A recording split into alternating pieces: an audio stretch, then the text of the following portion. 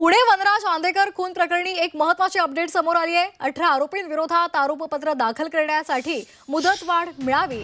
पुणे गुन्हे शाखेकडून न्यायालयामध्ये त्यासाठी अर्ज प्रकरणामध्ये 22 आरोपींविरोधात गुन्हा दाखल करण्यात आला असून 2 अल्पवयीन यांचा यामध्ये समावेश आहे। आंदेकर खून प्रकरणाचा सखोल तपास सुरू असल्यामुळे आरोपींच्या बँक खात्याची पडताळणी केली जाते।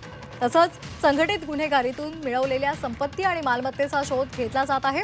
या खून प्रकरणातील सीसीटीव्ही चित्रीकरण तसंच आरोपींचे मोबाईल तांत्रिक विश्लेषण करण्यात येत आहे। तर आरोपींची ओळख परेड सुद्धा घेतली जाणार आहे। साक्षीदारांचे जबाबही नोंदवण्याचं काम सध्या सुरू आहे आणि त्यामुळे आरोपींविरुद्ध आरोपपत्र दाखल करण्यासाठी मुदतवाढ मिळावी असे गुन्हे शाखेनं न्यायालयामध्ये सादर केलेल्या अर्जामध्ये म्हटलेलं आहे। तर आरोपींविरोधात आरोपपत्र दाखल करण्यासाठी मुदतवाढ द्यावी अशी मागणी अर्जाद्वारे गुन्हे शाखेनं न्यायालयामध्ये केलेली आहे।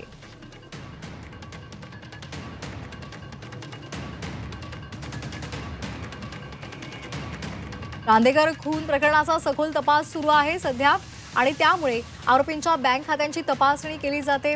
तसंच संघटित गुन्हेगारीतून मिळवलेल्या संपत्ती मालमत्तेचा शोध सुद्धा घेतला जातोय। या हत्या प्रकरणातील सीसीटीव्ही सुद्धा तपासले जात आहेत। आरोपींचे मोबाईल तसंच त्यांचं तांत्रिक विश्लेषण सध्या केलं जात आहे आणि त्यामुळे आरोपपत्र दाखल करण्यासाठी मुदतवाढ मिळावी असं न्यायालयामध्ये अर्ज करत गुन्हे शाखेनं मागणी केलेली आहे।